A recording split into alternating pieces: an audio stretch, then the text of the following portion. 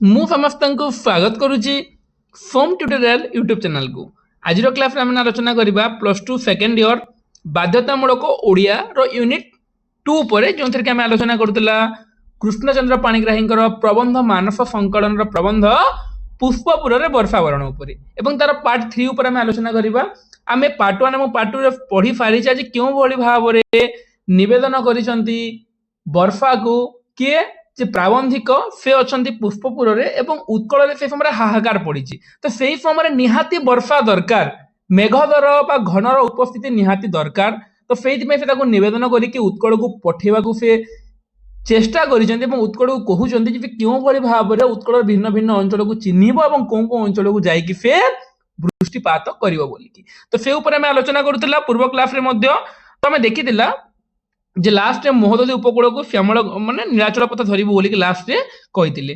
ଦେଖିବା ନୀଳାଚଳ ପଥରେ ଯାଉଁ ଯାଉଁ ସାକ୍ଷୀ ଗୋପାଳଙ୍କର ଧବଳିତ ସଦନଠାରେ କ୍ଷଣକାଳ ସ୍ତମ୍ଭିତ ହୋଇଯିବୁ। ତୁ ଯେତେବେଳେ କୋଣାର୍କରୁ ନୀଳାଚଳ ପଥ ଯାଉଥିବୁ ସେଇ ସମୟରେ କ'ଣ ଯେ ସେଇ ସମୟରେ ଯାଉ ଯାଉ ବାଟରେ କ'ଣ ଯେ ସାକ୍ଷୀ ଗୋପାଳଙ୍କର ଧବଳିତ ସଦନଠାରେ ବା ସାକ୍ଷୀ ଗୋପାଳ ଠାରେ ତୁ କ'ଣ କରିବୁ ଯେ କ୍ଷଣକାଳ ସ୍ତମ୍ଭିତ ହୋଇଯିବୁ। ଏଇଠାରେ ଘନ ଅଳ୍ପ ଦିନ ତଳେ ଶ୍ମଶ୍ରୁଳ ଅଶ୍ରୁଳ ଖର୍ବ କ୍ଷମା ମନୁଷ୍ୟଟିଏ ବକୁଳ ବନରେ କୁଟୀର ରଚି ଉନ୍ନତ ଉତ୍କଳର ସ୍ୱପ୍ନ ଦେଖିଥିଲା। ତୁ ସେଇ ନୀଳାଚଳ ପଥକୁ ଗଲାବେଳେ ବାଟରେ ସାକ୍ଷୀ ଗୋପାଳ, ଯାହାକୁ ଆମେ ଆଗରୁ ସତ୍ୟବାଦୀ ବୋଲି କହୁଥିଲା, ସେଇଠାରେ ଧବଳିତ ସଦନଠାରେ କ୍ଷଣକାଳ ସ୍ତମ୍ଭିତ ହୋଇଯିବୁ। ଧବଳିତ ସଦନ ମାନେ ସେଇ ସାକ୍ଷୀ ଗୋପାଳରେ ଧବଳିତ ବା ମାନେ ଧବଳ ସଦନ ମାନେ ଏ ଜାଗାରେ ଆଳୟ ବାସସ୍ଥାନ ଠାରେ କ୍ଷଣକାଳ ସ୍ତମ୍ଭିତ ହୋଇଯିବୁ। ସେହିଠାରେ ଘନ ଅଳ୍ପ ଦିନ ତଳେ ଶ୍ମଶ୍ରୁଳ ଅଶ୍ରୁଳ ଖର୍ବ କ୍ଷମ ମନୁଷ୍ୟଟିଏ ବକୁଳ ବନରେ କୁଟୀର ରଚି ଉନ୍ନତ ଉତ୍କଳର ସ୍ୱପ୍ନ ଦେଖିଥିଲା। କିଏ? ଗୋପବନ୍ଧୁ ଦାସଙ୍କ କଥା ଏ ଜାଗାରେ କୁହାଯାଇଛି। ସେ ଥିଲେ ଉତ୍କଳର ମହାନିଶାରେ ଧ୍ରୁବ ଜ୍ୟୋତି, ଅଥବା ସେ ଥିଲେ ନିର୍ଜନ ମହାବନରେ କ୍ଷୀଣ କରୁଣ ଓ ମଧୁର ନିଃସନ, ଅଥବା ସେ ଥିଲେ ଲାଞ୍ଛିତା ଜନନୀର କାରୁଣ୍ୟର ବିଗ୍ରହ। ଦିନ ଥିଲା ତୁ ଯେଉଁ ସାକ୍ଷୀ ଗୋପାଳରେ ଅଟକି ଯିବୁ ସେଇ ଜାଗାରେ ଦିନେ ଜଣେ ଉତ୍କଳ ବା ଉନ୍ନତ ଉତ୍କଳର ସ୍ୱପ୍ନ ଦେଖିଥିଲେ। ସେ ଥିଲେ ଉତ୍କଳର ମହାନିଶାରେ ଜ୍ୟୋତି ସଦୃଶ୍ୟ, ଅଥବା ସେ ଥିଲା ନିର୍ଜନ ମହାବନରେ କ୍ଷୀଣ କରୁଣ ଓ ମଧୁର ନିଃସନ, ଅଥବା ସେ ଥିଲା ଲାଞ୍ଛିତ ଜନନୀର କାରୁଣ ବିଗ୍ରହ। ଯେ ଲାଞ୍ଛିତ ଜନନୀର ଗୋଟେ ବିଗ୍ରହ ସ୍ୱରୂପ ସେ ଥିଲେ ବୋଲିକି କୁହାଯାଇଛି। ଗୋପବନ୍ଧୁ ଦାସଙ୍କର ସ୍ମୃତି ଏ ଜାଗାରେ ରୋମନ୍ଥନ କରାଯାଇଛି। ଦଧିଚି ପରି ଅସ୍ଥି ଦେଇ ଅକାଳରେ ଝାଉଁଳି ପଡ଼ିଲେ। ଦଧିଚି, ଏ ଜାଗାରେ ଆମେ ଦଧିଚିଙ୍କୁ ଦେଖିବା। ଦଧିଚି ପିଲାମାନେ ବିଶ୍ୱହିତ ପାଇଁ ନିଜର ଅସ୍ଥି ଦାନ କରିଥିଲେ, ହେଲା, ବିଶ୍ୱହିତ ପାଇଁ ଅସ୍ଥି ଦାନ କରିଥିଲେ ଏବଂ ସେଇ ଅସ୍ଥିରେ ବଜ୍ର ତିଆରି କରିକି ଇନ୍ଦ୍ର କାହାକୁ ମାରିଥିଲେ? ଇନ୍ଦ୍ର ବୃତ୍ତାସୁରକୁ ମାରିଥିଲେ ଏବଂ ସେଇଟା ହେଉଛି ଦଧିଚିଙ୍କର ଅସ୍ଥି। ତ ଦଧିଚି ଯେପରି ନିଜର ଅସ୍ଥିକୁ ଦାନ କରିଥିଲେ ସେଇଭଳି ଭାବରେ ଦଧିଚି ପରି ନିଜର ଅସ୍ଥିକୁ ଦାନ କରିକି ଏ ଜାଗାରେ ଗୋପବନ୍ଧୁ ଦାସଙ୍କ କଥା କୁହାଯାଇଛି। ଯେ ଯେମିତି କହିଥିଲେ ମିଶୁ ମୋର ଦେହ ଏ ଦେଶ ମାଟିରେ, ଦେଶବାସୀ ଚାଲି ଯାଆନ୍ତୁ ପିଠିରେ, ଦେଶର ସ୍ୱରାଜ୍ୟ ପଥେ ଯେତେ ଗାଢ଼ ତହିଁ ପଡ଼ି ପୁରୁ ମୋର ମାଂସ ହାଡ଼। ଦେଶର ସ୍ୱରାଜ୍ୟ ପଥରେ ବା ଦେଶର ସ୍ୱାଧୀନତା ପଥରେ ଯାହା ଗାଢ଼ ଅଛି ସେଠିରେ ମୋର ମାଂସ ହାଡ଼ ପଡ଼ିକି ସେଟା ପୂର୍ଣ୍ଣ ହେଇଯାଉ। କିମ୍ବା ସେ କହିଥିଲେ ଯେ କା ପୁରୁଷ ପରି ମରିବା ଜଗତେ ନୁହେଁ ନର ପୁରୁଷ, ପରହିତ ପାଇଁ ମରେ ଯେ ମୋହିରେ ସେଇ ଏକା ସୁପୁରୁଷ। ତ ଏଇ ଯେଉଁ ଗୋପବନ୍ଧୁ ଯେଉଁ ସମାଜକୁ ଯେଉଁ ଦିଗଦର୍ଶନ ଦେଇଥିଲେ ସେ ସମାଜର ହିତ ପାଇଁ, କାହିଁକିନା ସେ ମାନବକୁ ଦେଖୁଥିଲେ, ବିଶ୍ୱ ପରିପ୍ରେକ୍ଷୀରେ ମାନବକୁ, ମାନବ ସେବା ହିଁ ଥିଲା ତାଙ୍କ ଜୀବନର ପରମ କାମ୍ୟ। ତ ଦଧିଚି ପରି ସେ ଗୋପବନ୍ଧୁ ଅସ୍ଥି ଦେଇକି ଅକାଳରେ ଝାଉଁଳି ପଡ଼ିଲେ। ତାର ଚିତାଭସ୍ମରୁ ଉଷ୍ମତା ଯାଇନାହିଁ। ସେ ଯେଉଁ ଦଗ୍ଧୀଭୂତ ହୋଇଯାଇଥିଲେ, ସେ ଯେଉଁ ତାଙ୍କର ମୃତ୍ୟୁ, ସେ ଯେଉଁ ଝାଉଁଳି ପଡ଼ିଥିଲେ, ତାଙ୍କର ଚିତାଭସ୍ମରୁ ଉଷ୍ମତା ମଧ୍ୟ ଯାଇନାହିଁ। ତାର ମହାନ ଆଦର୍ଶ କ'ଣ ଚାଲିଗଲା? ତାଙ୍କର ମହାନ ଆଦର୍ଶ, ଯେଉଁ ଆଦର୍ଶ ଆମେମାନେ ସମସ୍ତେ ଅନୁପ୍ରାଣିତ ହେବା କଥା, ସେ ଆଦର୍ଶ କ'ଣ ଚାଲିଗଲା? ମହଶ୍ରୀ ପ୍ରତିପାଳିତ ଏଇ ମଞ୍ଜୁ ଛୁରିଆନା କୁଞ୍ଜ, ମହଶ୍ରୀ ପ୍ରତିପାଳିତ, ମହଶ୍ରୀ ଯେଉଁ ଜାଗାରେ ଥାନ୍ତି ସେଇ ପ୍ରତିପାଳିତ ଏଇ ମଞ୍ଜୁ ଛୁରିଆନା କୁଞ୍ଜ। ମଞ୍ଜୁ ଛୁରିଆନା କୁଞ୍ଜ ମାନେ ପିଲାମାନେ, ଛୁରିଆନା ମାନେ ପୁଷ୍ପ ବୃକ୍ଷ, ପୁଷ୍ପ ବୃକ୍ଷର ଲତାର କଥା ଏ ଜାଗାରେ କୁହାଯାଇଛି ମଞ୍ଜୁ ଛୁରିଆନା କୁଞ୍ଜ। ଏବଂ ବକୁଳ ବନ ଆଜି ସୁଦ୍ଧା ତାର ଆଦର୍ଶ ରଖିଛନ୍ତି। ଆଜି ସୁଦ୍ଧା ଏ ଯେଉଁ ମଞ୍ଜୁ ଛୁରିଆନା କୁଞ୍ଜ ଆଉ ବକୁଳ ବନ ଆଜି ମଧ୍ୟ ଗୋପବନ୍ଧୁଙ୍କର ଆଦର୍ଶ ରଖିଛନ୍ତି। ଏମାନେ ସମସ୍ତଙ୍କୁ ନିର୍ବିଶେଷରେ ଶ୍ୟାମ ଛାୟା ଦେଇଥାନ୍ତି। ଏ ବକୁଳ ବନ ସମସ୍ତଙ୍କୁ ଶ୍ୟାମ ଛାୟା ଦେଇଥାନ୍ତି। ବାଷ୍ପାକୁଳ ହୋଇ ଏମାନଙ୍କର ମସ୍ତକ ଚୁମ୍ବନ କରି ଏମାନଙ୍କୁ ଶ୍ୟାମଳ ଏବଂ ବାଷ୍ପାକୁଳ ହେଇକି ଟିକେ ବାଷ୍ପାକୁଳ ହେଇକି ତୁ କଣ କରିବୁ ଯେ ବାଷ୍ପାକୁଳ ହେଇକି ଏମାନଙ୍କର ମସ୍ତକ ଚୁମ୍ବନ କରିକି ଏ ସାକ୍ଷୀ ଗୋପାଳର ମାନେ ମସ୍ତକ ଚୁମ୍ବନ କରିକି ଏମାନଙ୍କୁ ଶ୍ୟାମଳ ଓ ଉଜ୍ଜଳ କରିଯିବୁ। ତାପରେ ଗୋପାଳଙ୍କ ପ୍ରତି ପ୍ରଣତ ହୋଇ ପୁଣି ନୀଳାଚଳ ପଥ ଧରିବୁ। ତାପରେ ଗୋପାଳଙ୍କ ପ୍ରତି ପ୍ରଣତ ହୋଇକି ତୁ ପୁଣି କଣ କରିବୁ ନୀଳାଚଳ ପଥ ଧରିବୁ। ତୁ ରାସ୍ତାରେ ଯାଉଥିବୁ, ରାସ୍ତାରେ ଗଲେ ବାଟେ ସାକ୍ଷୀ ଗୋପାଳରେ ଅଟକି ଯିବୁ, ତାପରେ ପୁଣି ତୁ ନୀଳାଚଳ ପଥ ଧରିବୁ। ବାରିବାହ ପ୍ରଭଞ୍ଜନ ବଳରେ ଏଇଠାରୁ ତୁ ତୋର ବିଜୟ ରଥକୁ ତୋରା ଗତିରେ ବୋହି ନେବୁ। ବାରିବାହ ପ୍ରଭଞ୍ଜନ ବଳରେ ପ୍ରଚଣ୍ଡ ବାୟୁ, ପ୍ରଭଞ୍ଜନ ମାନେ ପ୍ରଚଣ୍ଡ ବାୟୁ ବା ଝଡ଼, ପ୍ରଚଣ୍ଡ ବେଗରେ ତୁ ତ ଏହିଠାରୁ ତୋର ବିଜୟ ରଥକୁ ତୋରା ଗତିରେ ବା ଦ୍ରୁତ ଗତିରେ ବୋହି ନେବୁ। ପୁଗ ପୂର୍ଣ୍ଣାଙ୍ଗ ମଧ୍ୟରେ ସଂଘର୍ଷ ଲଗାଇ ଗୁଆ ଏବଂ କେଫର ଗଛ ଯେଉଁ ତାଙ୍କ ମଧ୍ୟରେ ସଂଘର୍ଷ ଲଗାଇ ତାଳ ତରୁର ଦୀର୍ଘୀଭୂତ ମସ୍ତକକୁ ଫୋଜର ସଞ୍ଚାଳନ କରିକି ତମାଳ ପତ୍ରରେ ନବ ନୀଳିମା ବୋଳି ଦେଇକି ଅଫରନ୍ତି ନାରିକେଳ ବନରେ ସଞ୍ଚାରଣ କରିକି, ନାରିକେଳ ମାନେ ନଡ଼ିଆ ଗଛ ହେଲା, ନାରିକେଳ ବା ନାରିକେଳ ନଡ଼ିଆ ଗଛ ହେଲା, ବନରେ ସଞ୍ଚାରଣ କରିକି କେତେକ ରେଣୁରେ ସୁରଭିତ ହୋଇ ନୀଳାଚଳ ପଥରେ ଯାଉଁ ଯାଉଁ ନୀଳାଚଳନାଥଙ୍କର ଧବଳିତ ସଦନ ଦକ୍ଷିଣାଫା ମୁଖ ମକରିକା ପରି ବହୁ ଦୂରରୁ ତୋର ନେତ୍ରରେ ଭାସୁଛି। ଯେ ଏଇ ସବୁକୁ ଦେଇ ଦେଇ ଆଗକୁ ଗତି କରୁ କରୁ କରୁ କରୁ କଣ ଯେ ନୀଳାଚଳନାଥଙ୍କର ଧବଳିତ ସଦନ ଦକ୍ଷିଣାଫା ମୁଖ ପରି ବହୁ ଦୂରରୁ ତୋର ନେତ୍ରପଥରେ ଭାସି ଉଠିବ। ଏହି ସେହି ନୀଳାଚଳ ଉତ୍କଳ କମଳର କେଶର, ଏହି ସେହି ନୀଳାଚଳ ଯୋଉ ନୀଳାଚଳ ପଥ ଧରିବୁ ବୋଲି ମୁଁ କହୁଥିଲି, ଏହି ସେହି ନୀଳାଚଳ ଯିଏକି ଉତ୍କଳ କମଳର କେଶର, ନିଜେ ଲୀଳାମୟ ଏହାକୁ ବାସସ୍ଥଳୀ ପାଇଁ ବାଛିଛନ୍ତି। ଇହେ ସେହି ନୀଳାଚଳ ନିଜେ ସ୍ୱୟଂ ନୀଳାମୟ, ନିଜେ ସ୍ୱୟଂ ପ୍ରଭୁ ଏହାକୁ ତାଙ୍କର ବାସସ୍ଥଳ ପାଇଁ ବା ବାସସ୍ଥଳୀ ପାଇଁ ବାଛିଛନ୍ତି। ତୁ ଯେବେ ଇତିହାସର ପ୍ରତିଲମ୍ବରେ ଗତି କରିବୁ ତେବେ ଜାଣିବୁ ଏହି ସେହି ଜଗନ୍ନାଥ ଉତ୍କଳର ଇତିହାସ। ତୁ ଯେବେ ଇତିହାସର ପ୍ରତିଲମ୍ବରେ ଗତି କରିବୁ, ତୁ ଯେବେ ଇତିହାସକୁ ଦେଖିବୁ ତେବେ ଜାଣିବୁ ଯେ ଏହି ନୀଳାଚଳ ଧାମରେ ଯିଏ ବସିଛନ୍ତି ସେ ହେଉଛନ୍ତି ଜଗନ୍ନାଥ ଏବଂ ସେ ହିଁ ହେଉଛନ୍ତି ଉତ୍କଳର ଇତିହାସ।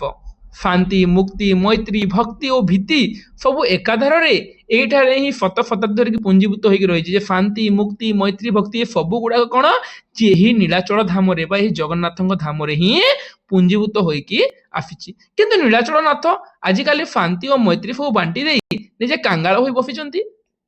ଦେଖିବୁ ଯଦି ଇତିହାସର ପୃଷ୍ଠାକୁ ଅବଲୋକନ କରିବୁ, ଇତିହାସର ପୃଷ୍ଠାକୁ ଓଲଟେଇବୁ, ତାହେଲେ ଜାଣିବୁ ଯେ ଇଏ ହେଉଛନ୍ତି ଜଗନ୍ନାଥ, ଯିଏକି ଉତ୍କଳର ଇତିହାସ, ଶାନ୍ତି, ମୁକ୍ତି, ମୈତ୍ରୀ, ଭକ୍ତି, ଭୀତି ସବୁ ଏଠାରେ ଶତାବ୍ଦୀ ଧରିକି ଶହ ଶହ ବର୍ଷ ଧରିକି ଏ ଜାଗାରେ ପୁଞ୍ଜୀଭୂତ ହେଇକି ରହିଛି। କିନ୍ତୁ ନୀଳାଚଳନାଥ କଣ କରୁଛନ୍ତି ଯେ ଆଜିକାଲି ଶାନ୍ତି ଏବଂ ମୈତ୍ରୀ ବାଣ୍ଟି ଦେଇକି ନିଜେ କାଙ୍ଗାଳ ହୋଇକି ବସିଥାନ୍ତି।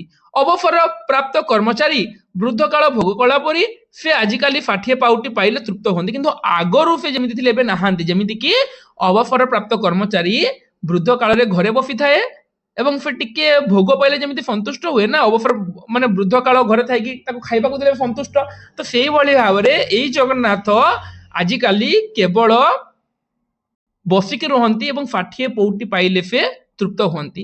ସିନ୍ଧୁ କୋଳାହଳରେ କାହାରି କାତର ଡାକ ତାଙ୍କର କାନରେ ପଡେ ନାହିଁ। ସିନ୍ଧୁର ଯୋଉ କୋଳାହଳ, ସେଇ କୋଳାହଳ ବଳରେ କାହାରି ଡାକ ବି ଜଗନ୍ନାଥଙ୍କ କାନରେ ଆଜିକାଲି ଆଉ ବାଜେ ନାହିଁ। ଏଇ ଜାଗାରେ ସେ କିଛି ମାତ୍ରାରେ ତାଙ୍କର ଅଭିମାନକୁ ମଧ୍ୟ ବ୍ୟକ୍ତ କରୁଛନ୍ତି। ଯେଉଁ ଜାଗାରେ କି ଗରିବ, ନିରୀହ, ଦୁଃଖୀ, ରଙ୍କି ଯେଉଁଭଳି ଭାବରେ କି ରାସ୍ତାରେ ପଡିକି ଛଟପଟ ହଉଛନ୍ତି, ଭିକ ମାଗୁଛନ୍ତି, ସେମାନେ ଡାକିଲେ ମଧ୍ୟ ଜଗନ୍ନାଥଙ୍କ ଗାଁକୁ ଶୁଭୁ ନାହିଁ। ସେ କେବଳ ବସି ରହିଛନ୍ତି ଏବଂ ଯାହା ପାଇଲେ ସେ ଖୁସି ହୁଅନ୍ତି। ବଳାହକ ମାନେ ବି ଏଇଟା ହିଁ ମାନେ ପ୍ରତିଶବ୍ଦ ବାରିଦର ହେଲା। ତୁ ପ୍ରଭଞ୍ଜନ ବଳରେ ତାଙ୍କର ପତିତ ପାବନ ବାନାକୁ ସିନ୍ଧୁ ଗର୍ଭରେ ନିକ୍ଷେପ କରିବୁ। ବଳାହକ ବାରିଦ ତୁ ପ୍ରଭଞ୍ଜନ ବଳରେ ହେଲା, ତୁ ପ୍ରଭଞ୍ଜନ ବଳରେ କଣ କରିବୁ, ତାର ପ୍ରଚଣ୍ଡ ବାୟୁ ବଳରେ ତୁ କଣ କରିବୁ, ତାଙ୍କର ଯୋଉ ପତିତ ପାବନ ବାନା ଯୋଉ ଉପରେ ଯୋଉ ବୁଲୁଥାଏ ସେଇ ପତିତ ପାବନ ବାନାକୁ ସିନ୍ଧୁ ଗର୍ଭରେ ନିକ୍ଷେପ କରିବୁ। ତାକୁ ତୁ ନେଇକି ଯେଉଁ ସିନ୍ଧୁ ଗର୍ଭର କୋଳାହଳ ପାଇଁ ଭକ୍ତର ଡାକ ତାଙ୍କ ଗାନରେ ବାଜୁ ନାହିଁ, ତୁ ସେହି ବାନାକୁ ନେଇକି ସିନ୍ଧୁ ଗର୍ଭରେ ନିକ୍ଷେପ କରିବୁ ଓ ନୀଳଚକ୍ରକୁ ଚକ୍ରାକାରରେ ଘୁରେଇ ଦେବୁ। ଯୋଉ ନୀଳଚକ୍ର ଯୋଉ ଲାଗିଛି ତାକୁ ତୁ ଚକ୍ରାକାରରେ ଘୁରେଇ ଦେବୁ। ତାପରେ ଅମ୍ବୁପତି ପାଖକୁ ଯାଇକି ଥରେ ତୋର ବିଭୂତି ଦେଖାଇ ଦେବୁ। ତାପରେ ଅମ୍ବୁପତି ବା ବରୁଣ ହେଲା, ଅମ୍ବୁପତି ମାନେ ବରୁଣ, ଅମ୍ବୁପତିର ପାଖକୁ ଯାଇକି ତୁ ତୋର ବିଭୂତି ଦେଖେଇ ଦେବୁ। ତ ତୁ ଆସିଲୁ ନୀଳାଚଳ ଧାମକୁ, ଜଗନ୍ନାଥଙ୍କୁ ଦେଖିଲୁ, तार पतित पावन बाना को उड़ेकी सिंधुगर्भ निक्षेप करू तापर तू अम्बुपति पाखक जाइकी तोर विभूति देखाइबू। ये अम्बुपति ना महाकृपण, ये अम्बुपति महालोभी है वरुण बहुत लोभी।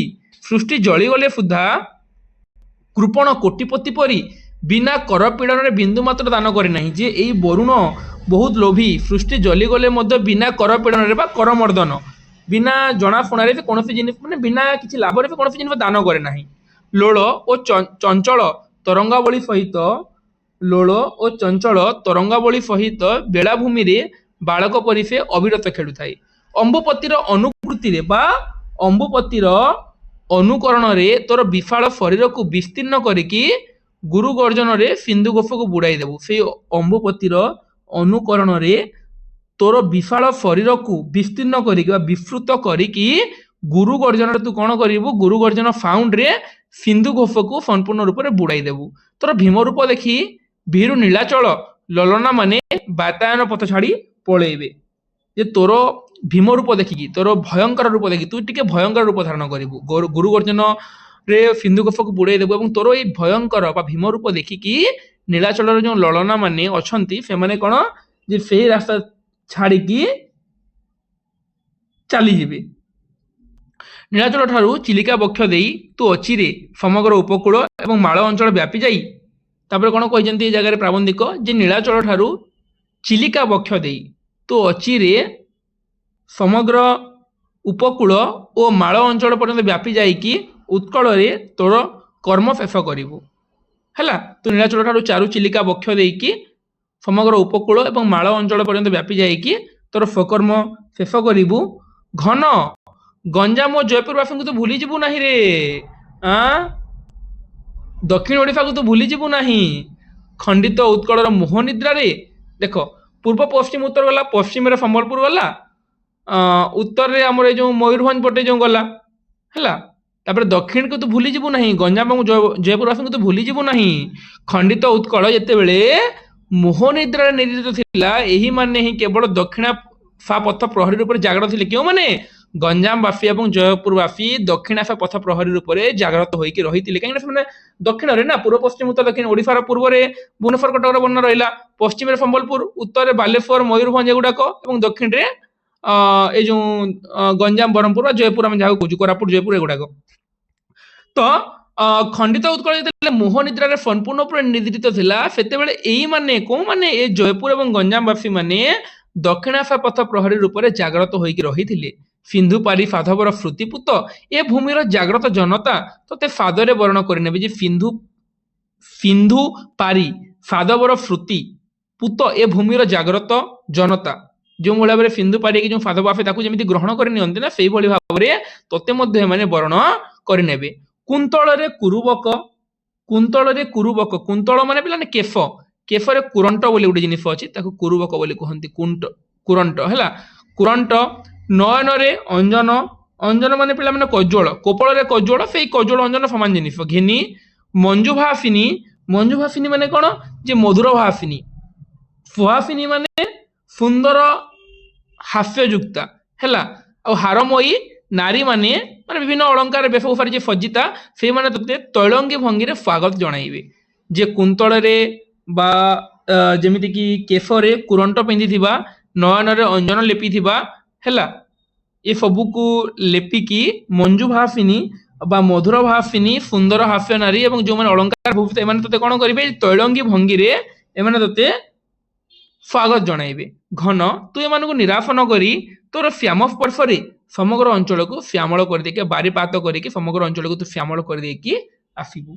एवं एते करि साइला परे तोर उत्कल भ्रमण समाप्त हेबो। तापर तू तोर उत्कल रे एटा तोर कर्म सरी गला, तापर तू उत्कल छाड़िकी फेरी जीवो बोली कि जगह रे कृष्णचंद्र पाणिग्राही काहाकू कहिसंती, बर्फा को कहिसंती, बारिद को कहिसंती हैला। तो आशा करूची पिला माने प्रबंध पढ़िला परे समस्त बुझी पारिथिबो बोली कि एवं कहार कोनोसी डाउट नथिबो बोली कि जदि किछि डाउट थिबो ताले मते कमेंट माध्यम रे पचारिबो। काहे कि मोर उद्देश्य मो +3 पिला मानकु मते पढाए, पीजी पिला मानकु मते पढाए, नेट पिला मानकु मते पढाए, किंतु मोर गोटे उद्देश्य होउची जे मु जहा पढेबी त माने बुझी पारथुवा कथा। एतिकी बुझी कि त माने 1 मार्क 2 मार्क तोर जहा भी क्वेश्चन आफे सब क्वेश्चन त माने करि पारथुवा कथा। स्टोरी को बुझी पारथुवा कथा। पुष्पपुर रे वर्षा वरण माने कोन, काहे कि एई प्रबंध ର ଆବଶ୍ୟକତା ଉପଲବ୍ଧି କଲେ ପ୍ରାବନ୍ଧିକ, କାହିଁକି ନା ସେଇ ସମୟରେ ଉତ୍କଳରେ ହାହାକାର ପଡିଥିଲା ଏବଂ ପୁଷ୍ପପୁରରେ ପାଟଣାରେ ବର୍ଷା ହେଉଥିଲା, କିନ୍ତୁ ଉତ୍କଳରେ ବର୍ଷାର ଦେଖା ଦର୍ଶନ ନାହିଁ।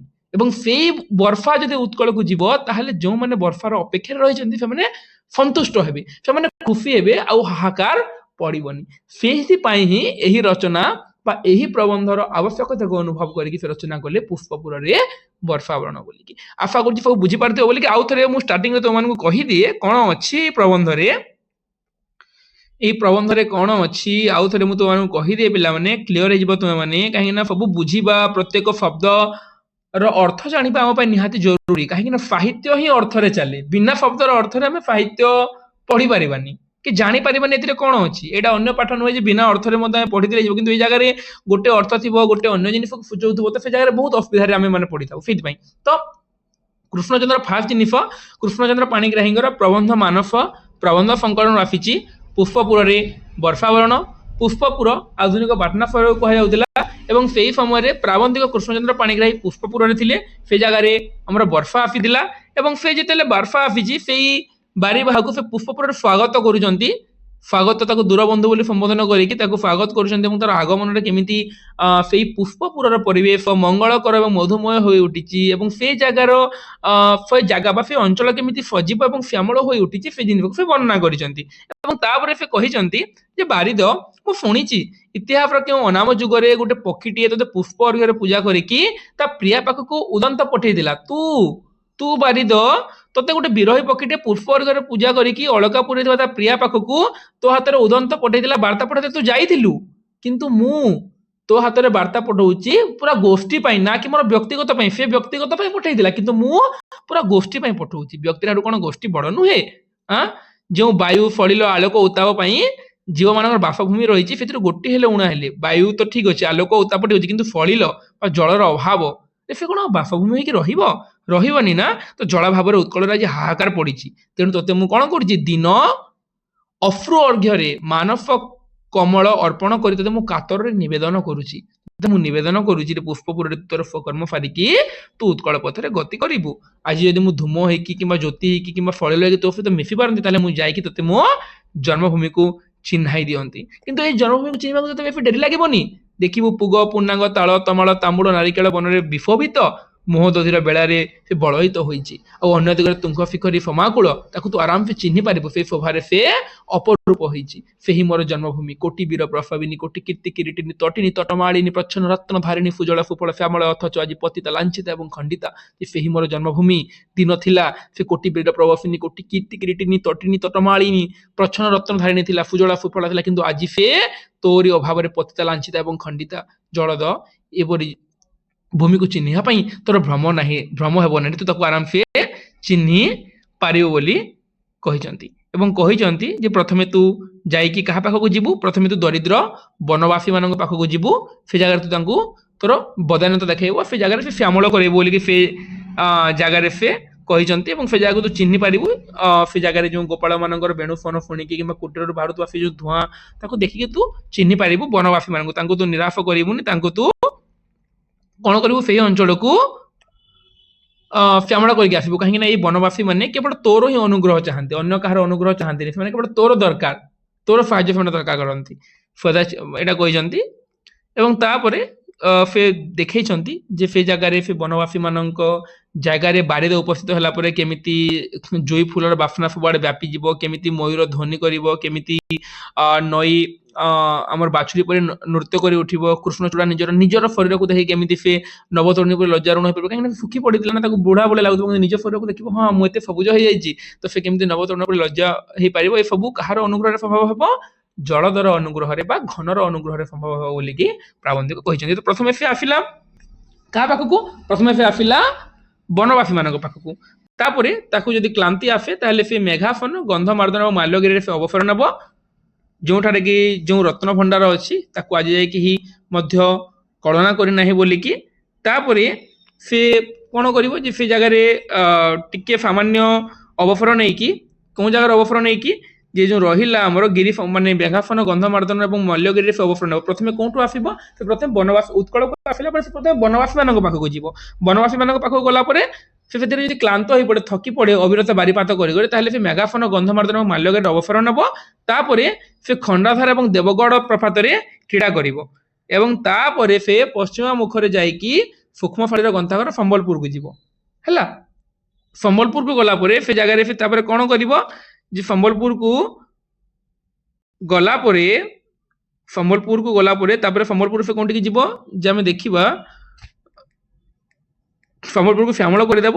ତାପରେ ବେଣୁ ବନ ଉପରେ ସଞ୍ଚରଣ କରି ଉପକୂଳ ଆଡ଼କୁ ଗତି କଲା ବେଳେ ଯନ୍ତ୍ରତା ଆମର ଏ ଜାଗାରେ କୁହାଯାଇଛି। ତାପରେ ସେ ଦେଖ ଯେ ପୁଣି ସେ ବନ ଅରଣ୍ୟ ଦେଇକି ଗତି କଲା ବେଳେ ସୌଦାବଳି ତାପରେ ସେ ସେଠାରୁ ସମ୍ବଲପୁର କ'ଣ କରିବ ଯେ ସମ୍ବଲପୁରରୁ ସେ ଅନୁଗୁଳ ପଥ ଦେଇକି କପିଳାସ ସ୍ପର୍ଶ କରିକି ସେ ଆସିବ କଟକକୁ। ତ ପ୍ରଥମେ ଆମର ବାରିଦ କୋଉଠିକି ଗଲା, ପ୍ରଥମେ ଆମର ବନବାସୀ ମାନଙ୍କ ପାଖକୁ ଗଲା, ତାପରେ ସେ ଆଶ୍ରୟ ନେଲା ଗନ୍ଧମାର୍ଦ୍ଦନରେ, ତାପରେ ସେ ଜାଗାରୁ ସେ ଆମେ ଦେଖିବା ଦେବ୍ରିଗଡ଼ ଜଳପ୍ରପାତ ଦେଇକି ଦେଓଗଡ଼ ଜଳପ୍ରପାତ ଦେଇକି ସେ ଆସିଲା ସମ୍ବଲପୁରକୁ। ସମ୍ବଲପୁରରୁ ସେ ଅନୁଗୁଳ କପିଳାସ ସ୍ପର୍ଶ କରିକି ସେ ଆସିଲା କଟକକୁ। କଟକରୁ ଦକ୍ଷିଣ ମୁଖରେ ଯାଇକି କୋଣାର୍କର ଚାରୁଚୂଡ଼ା ଚୁମ୍ବନ ନ କଲେ ଯେ ସେ କୋଣାର୍କରୁ ଆସିକି କଟକରୁ ଆସି କୋଣାର୍କର ଚାରୁଚୂଡ଼ା ଚୁମ୍ବନ କରିବ। ତ କୋଣାର୍କର ଚାରୁଚୂଡ଼ା ଚୁମ୍ବନ କରିବା କଟକରୁ କୋଣାର୍କ ଗଲା ବାଟରେ ଯାହା ଯାହା ରହିଛି, କୋଣାର୍କକୁ ସେ ଆସିନି, କଟକରୁ ତାପରେ ଦେଖ ରାସ୍ତାରେ ଯାଉଛି, ତାପରେ ଯେ କୋଣାର୍କ ପରେ ଆସିଛି। ତ କଟକରୁ କୋଣାର୍କ ଗଲା ବାଟରେ ଯାହା ଯାହା ଆସିବ ତା ବାଟରେ ଯାହା ଯାହା ଆସିବ ତାକୁ ସେ ପ୍ରଥମେ ଦେଖିବ ଏ ଜାଗାରେ ହେଲା।